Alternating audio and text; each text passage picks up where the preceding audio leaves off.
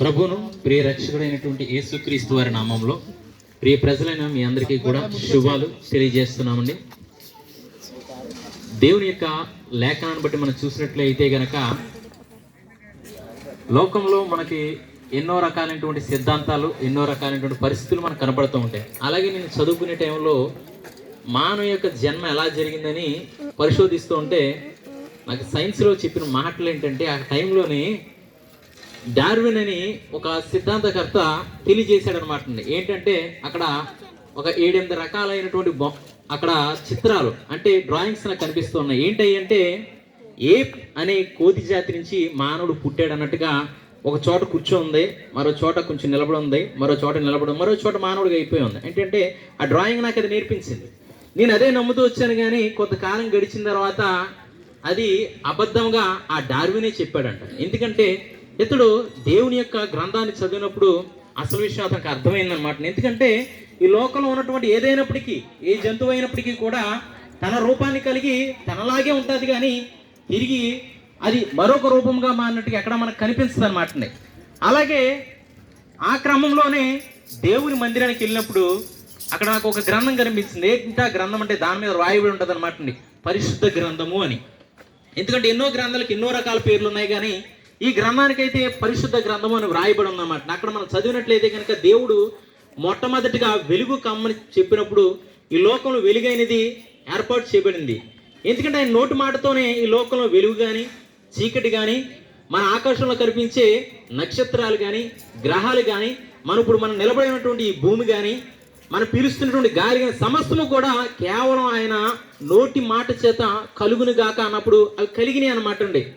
అయితే దేవుడు దాదాపుగా 5 దినముల పాటు వీటన్నిటిని చేసిన తర్వాత 6వ దినముల్లో ఈ యొక్క మానవుని తన చేతులతో చేశాడు. సమస్తమును కూడా ఆయన నోటి మాట చేత కలుగునుగా కన్నప్పుడే కలిగినాయి, కానీ ఈ మానవుని అయితే ఎంతో అల్లారుముద్దుగా చేశాడు అనమాట అండి.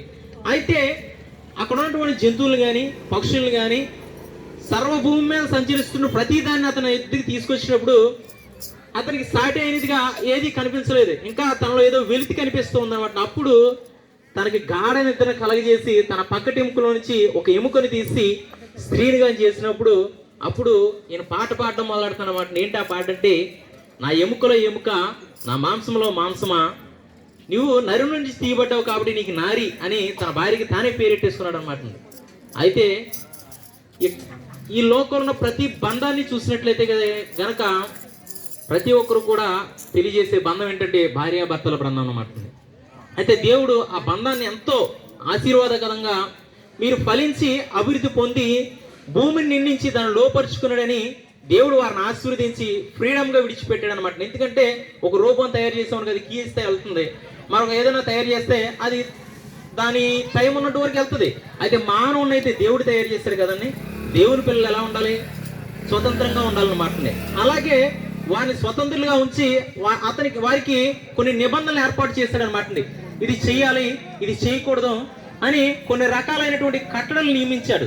అయితే అదే విధంగా ఈ మానవుడికి తెలియజేసి ప్రభు వారిని ఫ్రీగా విడిచిపెట్టినప్పుడు ఈ మానవుడైతే గనక దేవుని యొక్క ఆజ్ఞను అతిక్రమించి ఏదైతే మీరు చేయకూడదు అన్నాడో వారు ఆజ్ఞను అతిక్రమించారు అనమాట. ఆజ్ఞ అతిక్రమమే పాపం అని లేఖనం తెలియజేస్తుంది అనమాట. అయితే ఆ పాపం ఎప్పుడైతే మానవుడు చేశాడో అప్పటి వరకు కూడా మానవుడికి లేనటువంటి మరణం, మానవుల్లో లేనటువంటి పాపం తనలోకి వచ్చింది అనమాట. అయితే ఈ రోజు మనం మానవుని చూసినట్లయితే ఎక్కడ చూసినప్పటికీ కూడా అతను మానవుడు అనే దానికన్నా కొన్ని చోట్ల మృగమని కూడా పిలువబడుతూ ఉన్నాడు అనమాట. అయితే అటువంటి మానవుణ్ణి దేవుడు చూసినప్పుడు అనేక రకాల పాపముల చేత అతను కొట్టబడినప్పుడు ఆ పాపం ద్వారా అతడు మరణానికి వెళ్ళిపోయాడు. ఆ మరణం నిత్య నరకాగ్నికి వారిని తీసుకుంటూ పోతుంది అనమాట. అయితే ఆ మరణించి తప్పించి ఇతనిని నిత్య రాజ్యంలో చేర్చాలనే ఉద్దేశంతో కాలం పరిపూర్ణమైనప్పుడు స్త్రీ అందు పుట్టి ఈ లోకంలోనికి నరునిగా వచ్చి తన ప్రాణం పెట్టి తిరిగి లేచి మనకు రావాల్సినటువంటి నరక శిక్షను ఆయన భరించి మనకి నిత్య జీవాన్ని ఇచ్చినటువంటి దేవుడు అండి. అతడే ప్రభు అయిన యేసుక్రీస్తు అండి. ఆయన యందు ఎవరైతే విశ్వాసం ఉంచుతారో, విశ్వాసం ఉంచడం అంటే మనమేమో పెట్టుబడి కాదనమాట. కేవలం మన హృదయంలో నమ్మకం మాత్రం ఉంచితే గనక ఆయనలో మనం రక్షించబడతాం.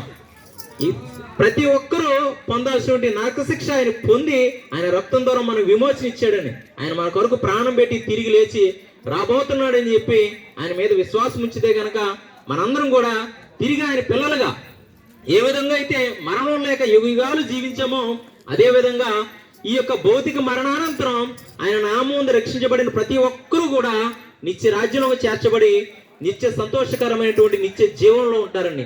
అటు కృప దేవుడు మనందరికీ దయచేయను గాక. ఆమేన్.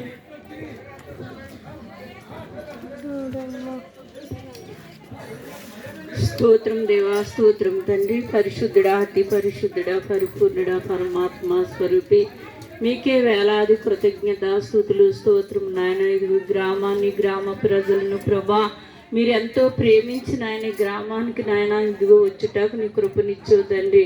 అయ్యా నీ మాట వెళ్ళి బాగు చేస్తుందన్నావు నాయన. దుఃఖంలో ఉన్నవారికి, బాధలో ఉన్నవారికి, హింసలో ఉన్నవారికి, ఇబ్బందుల్లో అనేకమైన పరిస్థితుల్లో నరుడు ప్రభా అయ్యా ఇదిగో తండ్రి నాయన తెప్పరెళ్ళక నాయన కట్టుమిట్టులు ఆడుతూ ఉండగా తండ్రి నీ స్తోత్రం నాయన. అయ్యా ఎవరు ఏ హృదయంతో ఉన్నారో నీకు తెలుసును తండ్రి నీ స్తోత్రం నాయన. అయ్యా ఇదిగో ఎత్తబడి నీ విత్తనములు ఫలింపదయచండి తండ్రి నీ స్తోత్రం నాయన. అయ్యా ఈ గ్రామాన్ని, గ్రామ ప్రజలను కూడా రక్షించండి ప్రభా. ఎన్నో ప్రతి హృదయంలో నాయన నిజమైన దేవుడు ఎవరు వారి సమస్యల నుండి, వారి బాధ నుండి అంతేకాదు ప్రభా ఈ లోకానికే కాదు కానీ మరొక లోకం ఉందనేది మహిమగల రాజ్యం అని ప్రభా. ఆ రాజ్యంలో నాయన విన్న ఈ విశ్వాసించిన ప్రతి ఒక్కరికి ప్రభా అయ్యా నిత్యరాజ్యం అనుగ్రహిస్తావని తండ్రి నీ స్తోత్రాలు.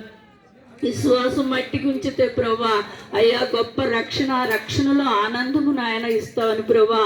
అయ్యా నువ్వు మాట్లాడి ఉన్నావు తండ్రి నీ స్తోత్రాలు. వినగలిగే చెవి, గ్రహించే ఆత్మ నాయన, దాన్ని అనుసరించే మనసు వారితో పరిశుద్ధాత్ముడా నీవే నాయన.